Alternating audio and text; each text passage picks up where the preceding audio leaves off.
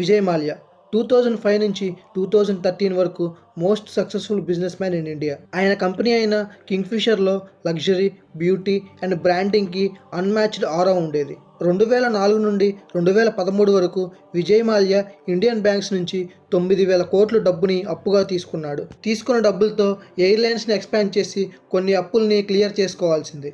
కానీ అలా కాకుండా విజయ్ తాతేమో ఆ మనీతో సరదాలు మరియు జల్సాలు చేశారు. అసలుడే గాని మహానుభావుడు. అండ్ ఇంకొంచెం మనీ ఏమో ఐపీఎల్లో ఇన్వెస్ట్ చేశారు.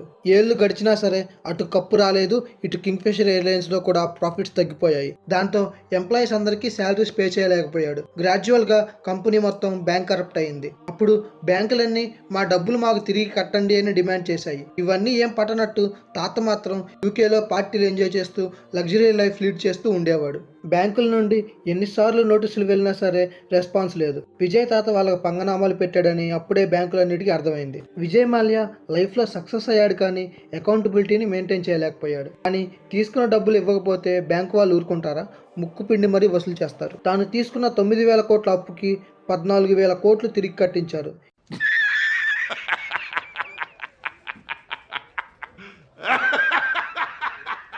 ఇదే విషయాన్ని పార్లమెంట్లో కూడా కన్ఫర్మ్ చేశారు. కానీ అన్ని కోట్లు తీసుకున్నా సరే బ్యాంకులు మాత్రం మళ్ళీ విజయ్ మాల్యా తాతను వదిలిపెట్టలేదు. ఏదో ఒక రకంగా పిండుతూనే ఉన్నారు. నీరవ్ మోడీ అని ఒక బిలియనీర్ ఉండేవాడు.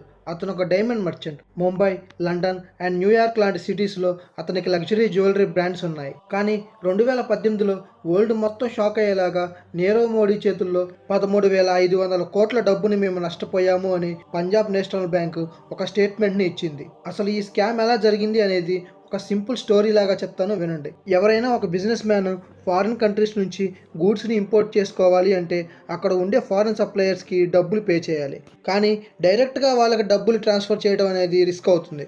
అందుకే ఇలాంటి కంపెనీస్ అన్ని బ్యాంక్స్ ద్వారా మనీ పే చేస్తాయి. అలాంటి మనీని ఇష్యూ చేయడానికి బ్యాంకులు LOU అంటే లెటర్ ఆఫ్ అండర్టేకింగ్ అనే పర్మిషన్ లెటర్ని ఇస్తాయి. అంటే ఈ కంపెనీస్ తరపున ఆ ఫారెన్ సప్లయర్స్కి బ్యాంకులు డబ్బులు పే చేస్తాయి. ఆ తర్వాత ఈ కంపెనీస్ నుంచి ఆ డబ్బులు వసూలు చేస్తాయి. ఇక్కడ నీరవ్ మోడీ గారు ఈ స్కామ్ ఎలా చేశారంటే PNB ముంబై బ్రాంచ్లో ఆయనకు చాలా క్లోజ్ కాంటాక్ట్స్ ఉన్నాయంట. ఆ ఆఫీసర్స్ యొక్క హెల్ప్తో ఫేక్ LOUs క్రియేట్ చేసి ఆఫీషియల్ రికార్డ్స్ ఏమీ లేకుండా PNB నుండి డబ్బులు తెచ్చుకునేవాడు. అలా తెచ్చుకున్న డబ్బులతోనే ఫారిన్ గూడ్స్ని ఇంపోర్ట్ చేసుకొని పాత లోన్స్కి వడ్డీ కడుతూ వచ్చేవాడంట. ఆల్మోస్ట్ 7 years పాటు సేమ్ ట్రిక్ కంటిన్యూ అయిందంట. 2018 జనవరిలో నీరవ్ మోడీ కంపెనీ వాళ్ళు మళ్ళీ ఫారిన్ గుడ్స్ కోసం లోన్ తీసుకోవడానికి బ్యాంకు వెళ్ళారు. కానీ ఈసారి పాత ఆఫీసర్స్ పోయి కొత్త వాళ్ళు వచ్చారు. అప్పుడు ఆ ఆఫీసర్స్ ఫస్ట్ మీరు మార్జినల్ అమౌంట్ ఇవ్వండి, ఆ తర్వాత మీకు లోన్స్ ఇష్యూ చేస్తాము అని ఆ కంపెనీ యొక్క ఆఫీషియల్స్ని అడిగారు. అప్పుడు నీరవ్ మోడీ కంపెనీ ఆఫీషియల్స్ ఏమో మేము ఇంతకు ముందు లోన్స్ తీసుకునేటప్పుడు ఎప్పుడూ మార్జినల్ అమౌంట్ కట్టలేదు, LOUతోనే ఫుల్ కోటా మనీని ఇచ్చేవాళ్ళు అని చెప్పారు. అప్పుడే PNB బ్యాంక్ అఫీషియల్స్కి డౌట్ వచ్చింది. దాంతో పాత రికార్డ్స్ని చెక్ చేసి చూస్తే అక్కడ వాళ్ళకి తెలిసింది ఏంటంటే తీసుకున్న లోన్స్ అన్నిటికీ LOU లెటర్స్ తప్ప ఒక్క అఫీషియల్ రికార్డ్ కూడా లేదు. కానీ ఇన్వెస్టిగేషన్ స్టార్ట్ అయ్యే టైంకి నీరవ్ మోడీ యూకేకి జంప్ అయ్యాడు. దాంతో డబ్బులు పోయాయి మరియు PNB బ్యాంక్స్ యొక్క రెప్యుటేషన్ కూడా డ్యామేజ్ అయ్యింది. 2010లో జరగబోయే కామన్వెల్త్ గేమ్స్ని కండక్ట్ చేయడానికి 2003లో ఇండియాకు పర్మిషన్ వచ్చింది. అంటే మనం 70+ కంట్రీస్ యొక్క అథ్లెట్స్ని ఢిల్లీకి పిలవాలి. వాళ్ళ కోసం world class stadiums, roads and infrastructure అన్నిటిని కన్స్ట్రక్ట్ చేయాలి. దీనికోసం గవర్నమెంట్ వీళ్ళకి 700 కోట్ల బడ్జెట్ని అలాట్ చేసింది. ఏళ్ళు గడిచే కొద్దీ ఈ నెంబర్ అనేది మ్యాజికల్గా ఇంక్రీజ్ అవుతూ వచ్చింది. 700 కోట్లు 2,000 కోట్లు అయింది. అది కాస్త 5,000 కోట్లు అయింది. అండ్ ఫైనల్గా 70,000 కోట్లకు వచ్చింది. చాలామంది ఈ డబ్బులన్నీ ఇన్ఫ్రాస్ట్రక్చర్ డెవలప్మెంట్కి వెళ్తున్నాయి అనుకున్నారు. కానీ ఇందులో 90% మనీ అవినీతి కిందే పోయింది. అసలు ఈ స్కామ్ ఎలా జరిగిందో చెప్తాను వినండి. ఈ గేమ్స్ని ఆర్గనైజ్ చేయడానికి గవర్నమెంట్ ఒక కమిటీని ఫామ్ చేసింది. ఆ కమిటీ హెడ్డే Suresh Kalmadi, the chairman of Commonwealth Games organising committee. ఇప్పుడు ఈ కమిటీకి అన్నిటి మీద కంట్రోల్ ఉంటుంది. Like contracts, equipment, transports, construction and event management, ఇలా అన్నిటి గురించి ఈ కమిటీయే డిసిషన్ తీసుకుంటుంది.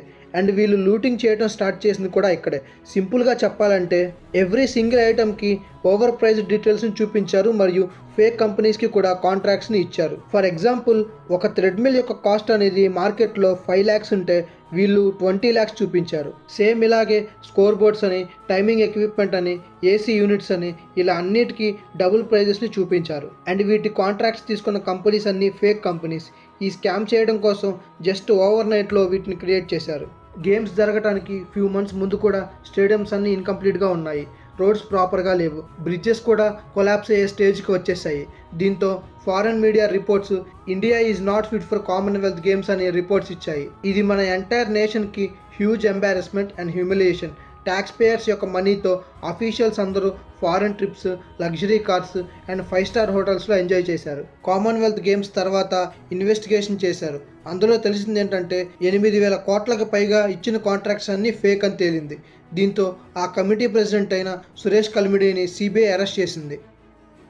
ఫోన్లో మనం హలో చెప్పేది చాలా ఈజీగా ఉంటుంది. కానీ ఈ హలో చెప్పడానికి ఇండియా 1,76,000 కోట్లు నష్టపోయింది. ఈ స్కామ్లో కూడా పొలిటీషియన్స్ అండ్ బిజినెస్ మెన్స్ అందరూ ఇన్వాల్వ్ అయి ఉన్నారు. ముందుగా మీకు అర్థమయ్యేలా ఈ స్పెక్ట్రమ్ అంటే ఏంటో చెప్తాను వినండి. స్పెక్ట్రమ్ అంటే మన మొబైల్ సిగ్నల్స్ని క్యారీ చేసే ఒక ఇన్విజిబుల్ రేడియో వేవ్స్. మనం ఎవరికైనా కాల్ చేసినా సరే లేదా ఇంటర్నెట్ని యూజ్ చేసినా సరే అందులో ఈ స్పెక్ట్రమ్ కూడా భాగంగా ఉంటుంది. సో ఈ స్పెక్ట్రమ్ అనేది ఒక గవర్నమెంట్ బాడీ. దాన్ని యూజ్ చేసుకోవడానికి టెలికాం కంపెనీస్కి లైసెన్స్ని ఇస్తుంది. ఇన్ రిటర్న్లో ఆ కంపెనీస్ గవర్నమెంట్కి మనీ పే చేస్తాయి. అయితే 2008లో యూపీఏ గవర్నమెంట్ పవర్లో ఉన్నప్పుడు ఏ రాజా అనే వ్యక్తి టెలికాం మినిస్టర్గా ఉండేవాడు. ఆయన డిఎంకే పార్టీకి చెందిన వ్యక్తి. ఇప్పుడు తమిళనాడులో పవర్లో ఉంది కూడా ఆ పార్టీయే. మామూలుగా గవర్నమెంట్ ఈ స్పెక్ట్రమ్ని కంపెనీస్కి ఇవ్వడానికి ఆక్షన్ ఆర్ బిడ్డింగ్ పద్ధతిలో ఇస్తుంది. కానీ ఈ టెలికాం మినిస్టర్ మాత్రం ఈసారి ఈ రెండు కాకుండా first come and first serve అనే ఒక సిస్టమ్ని ఇనిషియేట్ చేశారు. అంటే ఇక్కడ కంపెనీ చిన్నదా లేదా పెద్దదా అనేది మ్యాటర్ కాదు. ఎవరైతే ఫస్ట్ అప్లై చేస్తారో వాళ్ళకే ఫస్ట్ లైసెన్స్ని ఇస్తుంది.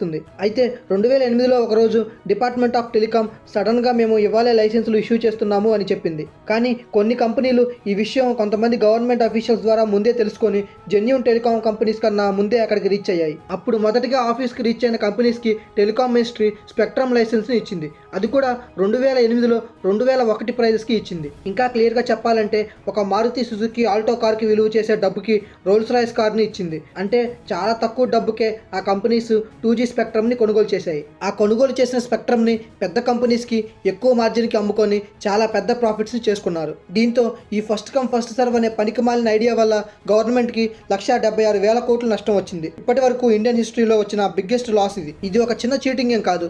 చాలా వెల్ ప్లాన్డ్గా లూప్ హోల్ని యూజ్ చేసుకొని డబ్బుని లూటీ చేశారు. మరి ఇక్కడ సఫర్ అయింది ఎవరు? గవర్నమెంట్ కాదు, పొలిటీషియన్స్ కాదు, నీలాగా నాలాగా ట్యాక్స్ కడుతున్న ఒక కామన్ మ్యాన్. పెద్ద పెద్ద ఫ్యాక్టరీస్ రన్ అవ్వడానికి, ట్రైన్స్ నడవడానికి, ఈవెన్ పెద్ద పెద్ద ఇండస్ట్రీ సర్వైవ్ అవ్వడానికి main reason coal.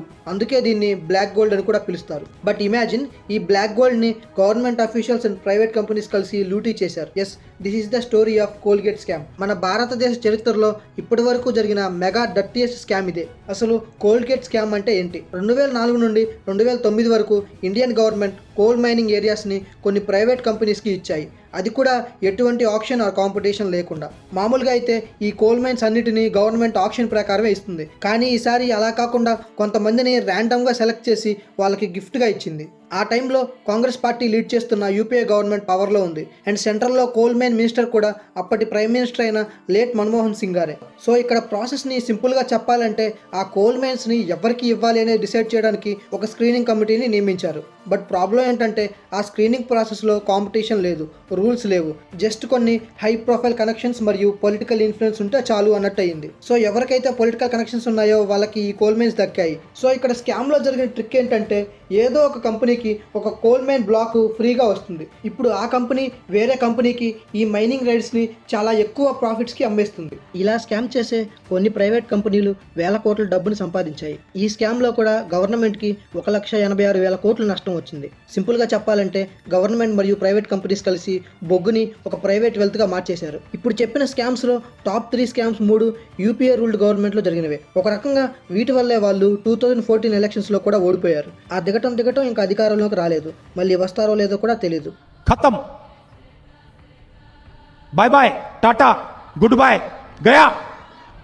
So friends, ఈ 8 స్కాముల ద్వారా నేను మీకు చెప్పేది ఏంటంటే ప్రతి ఒక్క స్కాము ట్యాక్స్ పేయర్స్ యొక్క మనీతో రన్ అయింది.